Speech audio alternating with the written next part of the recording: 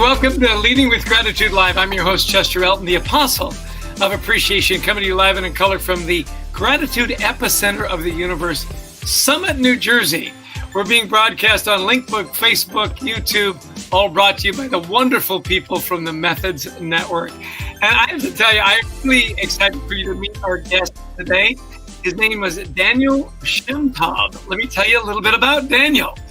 Daniel, in taking the road less traveled from many of his fellow peers, might have been just the key to building his impressive brand empire. Although non-traditional, he has quickly landed amongst America's leading entrepreneurs with a huge hunger and ambition that leaves him motivated and driven by pure passion.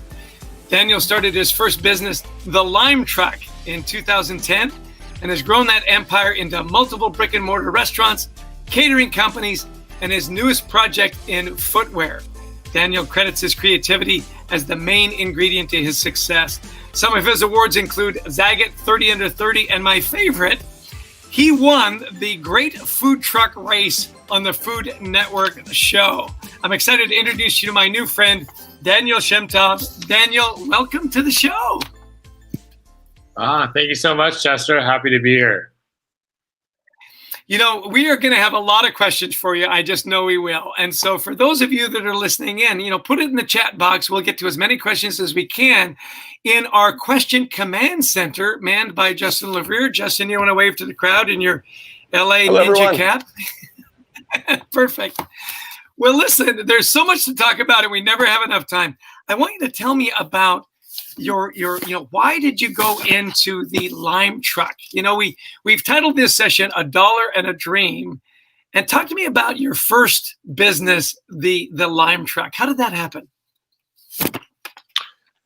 I started the Lime Truck with the concept that I wanted to do something that I really enjoyed. Prior to that, I was in an industry where I wasn't very motivated, and I was 20 years old, and I was very, very hungry, and I had a good work ethic, and I just didn't feel the drive, the passion. And so I moved back home into my twin bed, and I started a food truck with my savings at the time, which was $10,000. And I put my heart and soul into that food truck to make it grow. And it's, I say $1 and a dream because, with $10,000 to start a business that eventually grossed over, $6 million, that's $1 and a dream. And it was really chasing something that I absolutely adored, which is food and nurturing people's souls through food. And so that hospitality was deep in my roots. Now, you left out the Trader Joe's story. You got to share that with our listeners. Yeah. So when I started the food truck, I was trying to build sales. At the time, food trucks were not so popular, the concept of them, and we didn't have a following. And so dawned on me that there's a lot of people at Trader Joe's, and a lot of people at Trader Joe's are hungry in addition to they enjoy samples. And so it made sense to me at the time. And so I started, parked my food truck pretty much illegally outside of Trader Joe's on like the outside curb. And I went in there, I went outside with samples, and I realized I wasn't getting enough traction. And so young 21-year-old Daniel, who's just so bold and confident, went right into the Trader Joe's grocery store.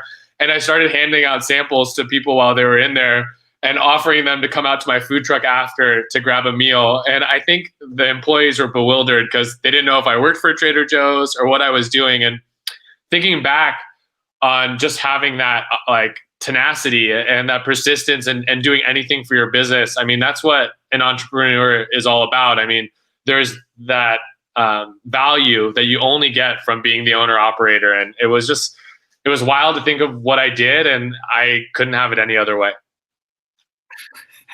I love that story so much because, I live just outside New York City. And so, we'd say that chutzpah, that chutzpah that you would just say, well, there's more people inside the store. Let's just go there, And actually, I think Trader Joe's is probably the perfect place because, they've kind of got that Woodstock vibe. They kind of, oh, this is probably a promotion that somebody's done anyway, right?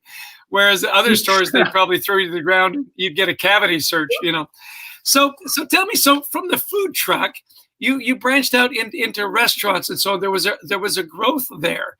Walk me through, why did you decide to migrate from the food truck to restaurants and then to your catering business? Sure.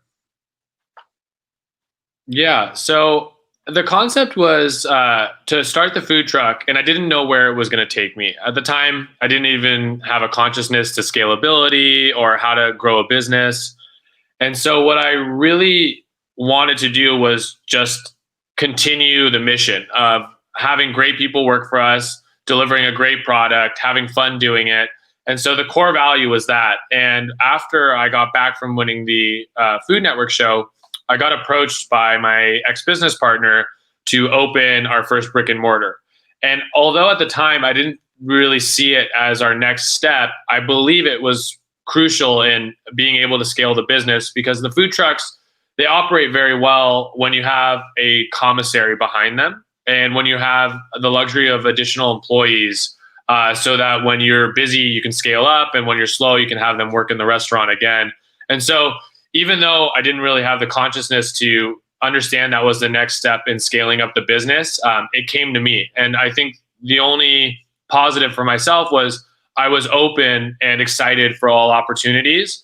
And I definitely weighed them out and made sure it was the right step for us. But I think having that eagerness and being prepared and then getting a little bit of luck along the way was the reason why I went into my first few brick and mortars. You got a lot of publicity when you won the food truck race on the Food Network.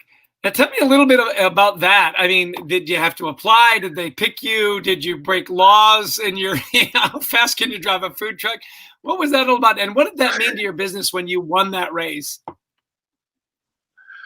Oh my God. So the Great Food Truck Race, for those of you who don't know, the concept is you start in one city, and over the course of 8 weeks, you compete in a city traveling across the country. And if you're eliminated, you go home.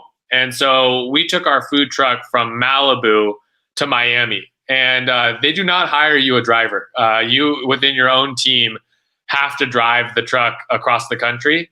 And so it was one of the most grueling experiences of my life. It was 2 months of being in a competition where it's nationally televised.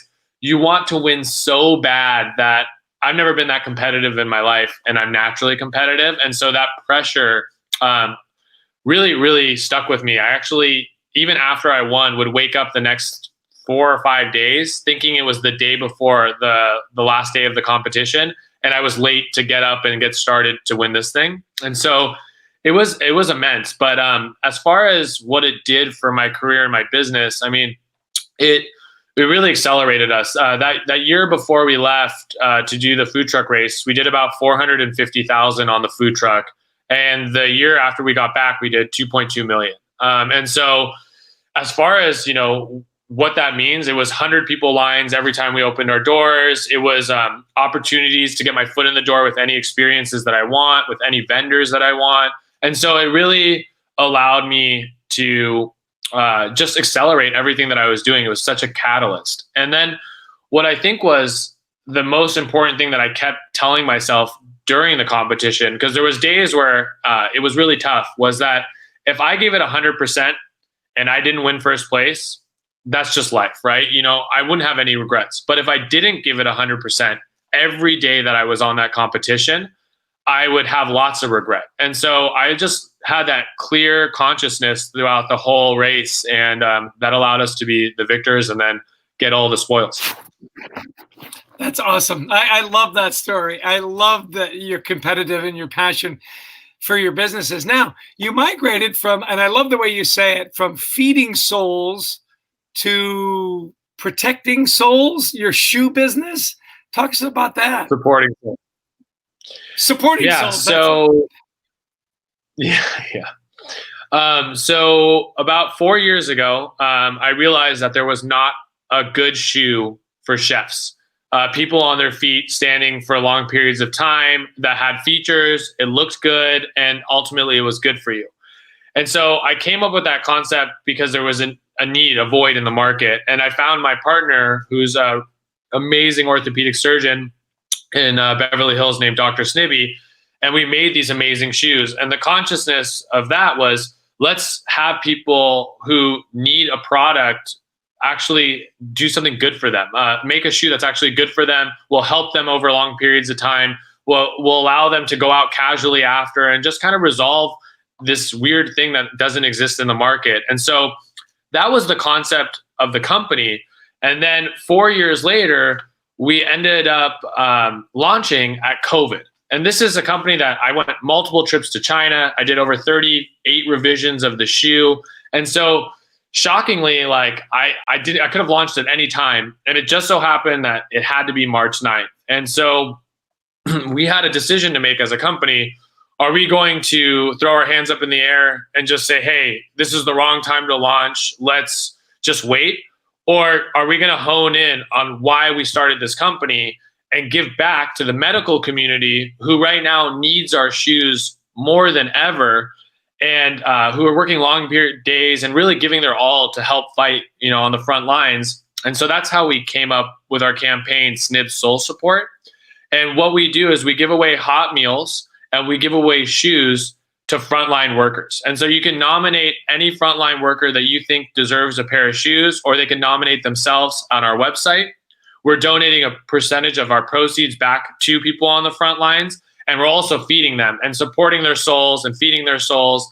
And so that was the concept of the campaign, and it actually has done really well for us. We've had over thousands of submissions, and we've given back a lot.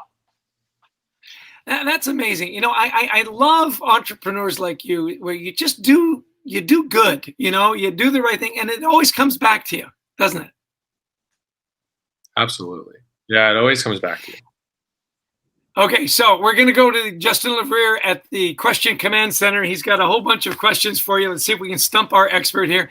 And let us know where people are calling in from, because I know we always have this fun international audience.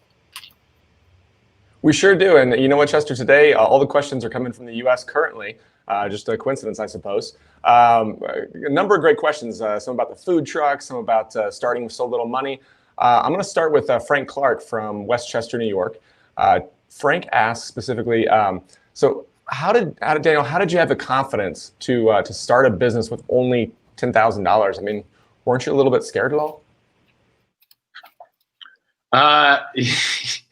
Great question. I think it's a combination of a couple of things. Maybe lack of information and just being naive and 20 years old right before my 21st birthday. And we started the business with that money. We actually didn't even use all of it. We used $8,000 and we had $2,000 left over. But it was, I think the confidence element is when you're young and naive, you're brass, and you just have the ability to go forward.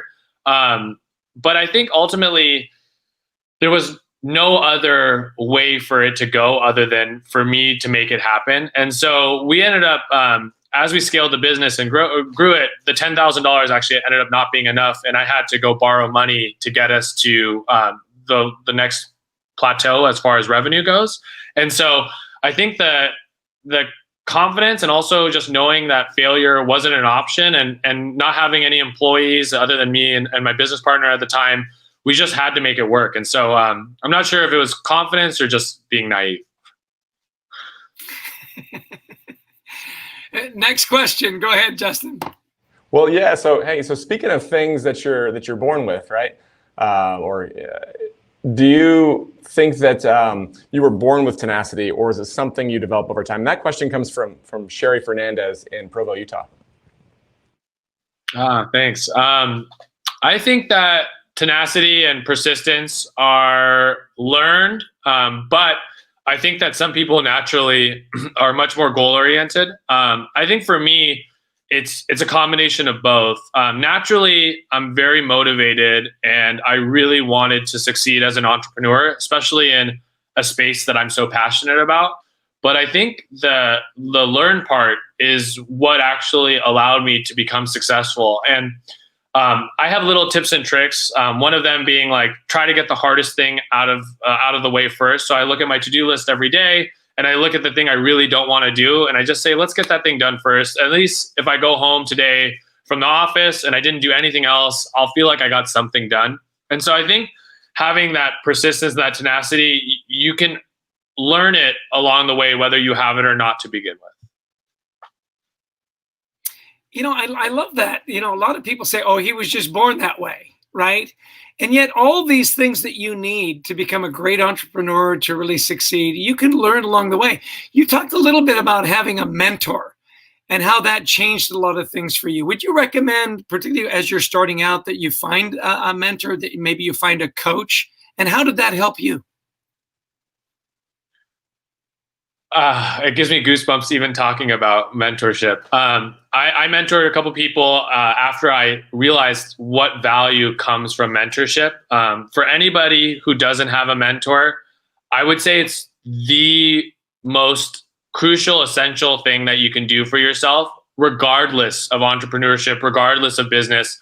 The ability to bounce ideas off somebody and somebody to give their time to you in a selfless way to improve your life, it's huge. And what's so interesting about mentors and mentorship is almost everybody you reach out to will respond. I have a mentor that I never thought I would get in my luckiest of days, and he was so responsive and so willing to help. And I think the first step is just going out to people that you admire and start at the top of your list. I mean, you never know who's going to respond, and work your way down. But for me, it really has just tremendously helped me internally as a human, and then externally in my business and in my relationships with my girlfriend, with my family. I mean, it's really been full circle. And yeah, I mean, I think it's just so good. It's so crucial, and I think you have to do it.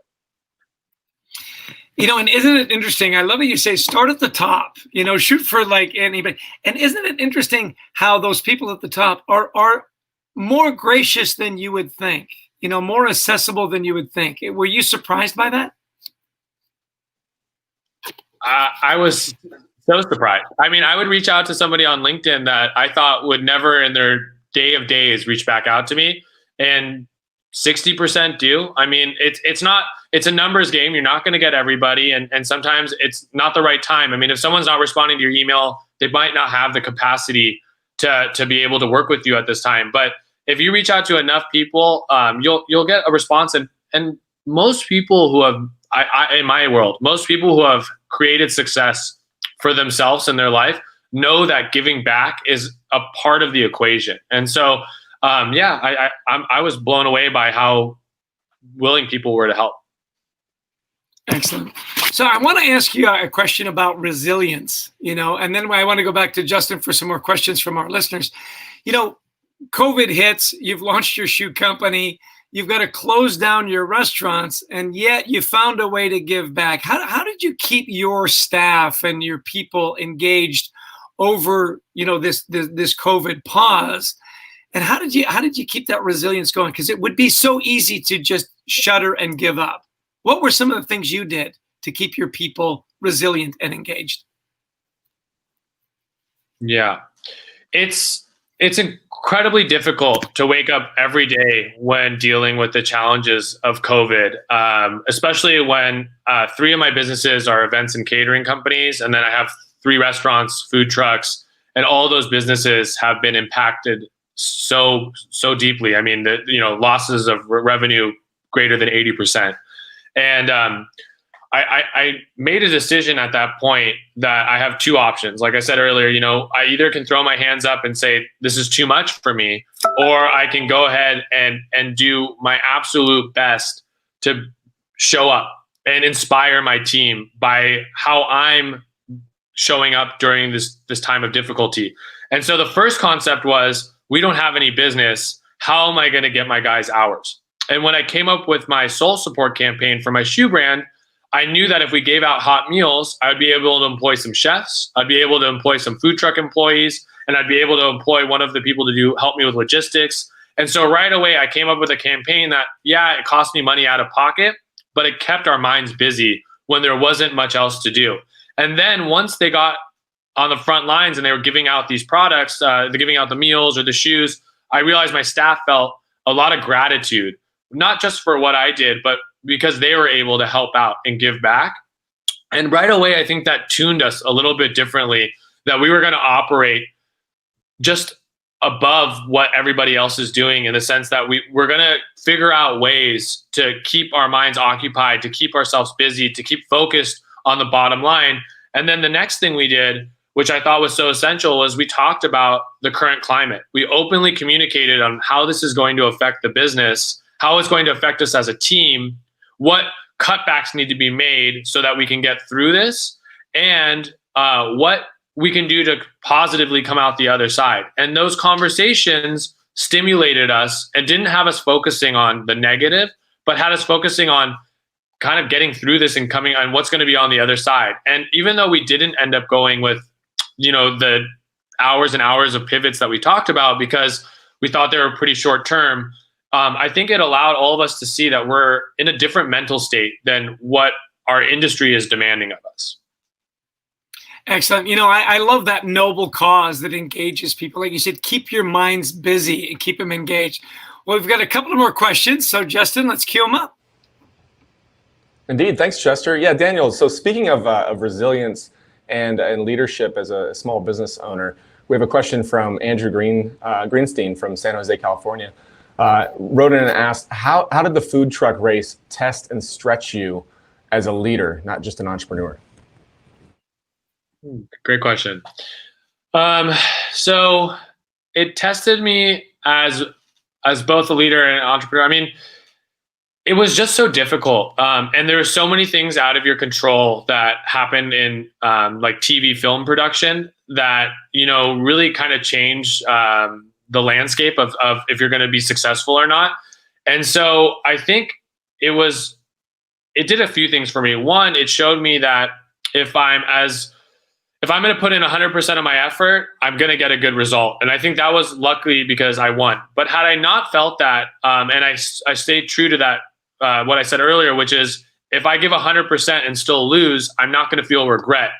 And so I think that really focused me on how I want to have a mindset in my businesses.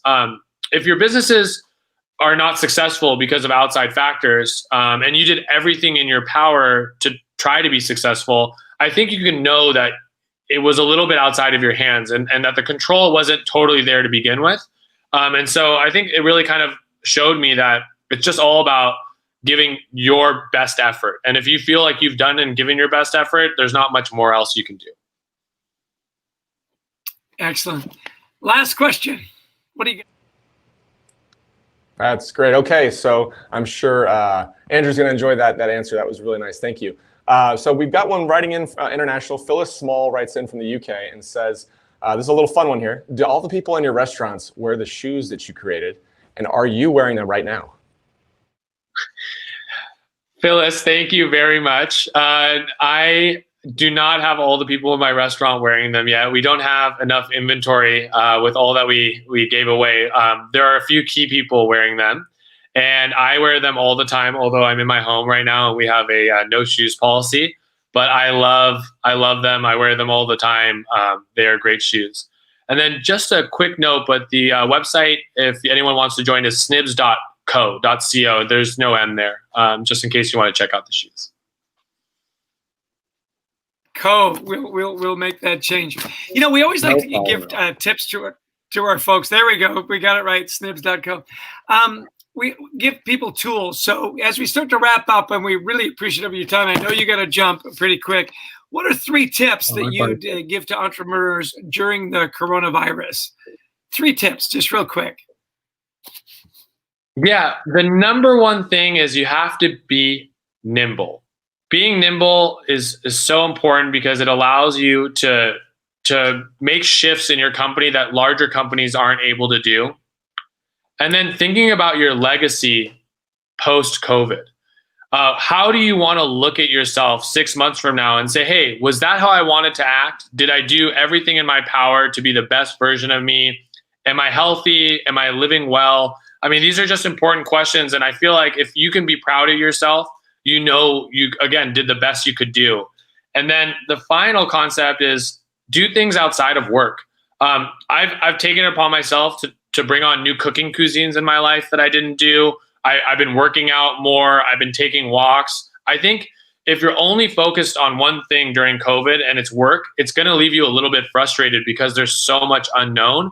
And so allowing outside elements to come into your life and give you support, like beautiful walks in your neighborhood and just being together with family and friends, it allows for a little bit less pressure on just your business, which you might not have full control of right now. You know, I love that. Invest in other things in yourself. Give yourself a mental break. You know, we're seeing all this anxiety go up, you know, stress go up and so on. I think that's really a great, you know, last tip there. Well, you know, we always end our show, and you've mentioned the word gratitude a couple of times. We always like to end our show with, you know, hashtag, where did you find your gratitude? So today, where did you find your gratitude, Daniel? I found my gratitude meditating this morning, looking at this beautiful view. I'm not sure if you guys can see it, but it's of LA. And every time I get a chance to just look outside and just see the nature and the beauty of my city, it just, I mean, it puts me in awe. And I just feel so lucky to even have this opportunity to enjoy this air and this space.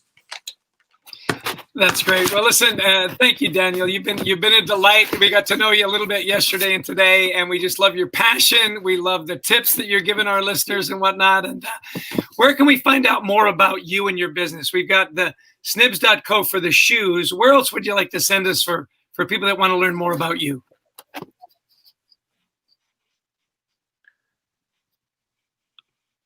Thank you, Chester.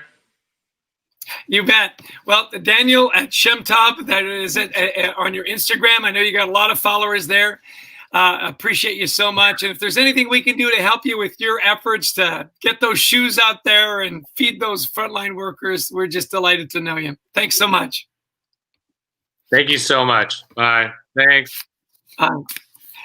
Well, listen, we are just delighted to bring you these wonderful people. And, you know, we always want to give a nod to our sponsor at Harper Business. We're going to put up a quick little commercial there. They our book, Leading with Gratitude, and Alan Mullally said, I love this book, and a not so subtle message to buy me. I want to give a special shout out to our Command Center Question Control. Justin, you did wonderful work today. Wave to the crowd. And our producer, Brent Klein, we always say he's the greatest producer of online production. Love the orange beanie. You know, I hope you'll join us in our next show. We're going to introduce you to Tiffany Bova from Salesforce.com. Tiffany is the growth and innovation evangelist at Salesforce and the author of the Wall Street Journal and 800 CEO Read best-selling book, Growth IQ. She was recently nominated to the Thinkers 50 Radar class and was the Thinker of the Month in 2018. Well, we always say you give us 30 minutes and we'll give you a great info roadmap to create a wonderful culture at work and at home that is centered on gratitude. Thanks again to the great folks at the Methods Network. And by the way, if you want to see any of our past episodes or Marshall Goldsmith's past episodes, you can find it at methodsof.com/network. And by the way, if you've loved this production and you're looking for some production for your company or for your podcast and your shows, please get a hold of the wonderful guys at the Methods Network. Justin Levere is amazing. I love the quality for the stuff they do. You know, I hope at the end of all of this, that we'll be a little more grateful, we'll be a little more kind, and we'll be a little more patient. Join us again every Tuesday and Thursday at 1 o'clock, same bat time, same bat channel. Grateful for your time today. Be safe, be careful. Thanks again. Cheers.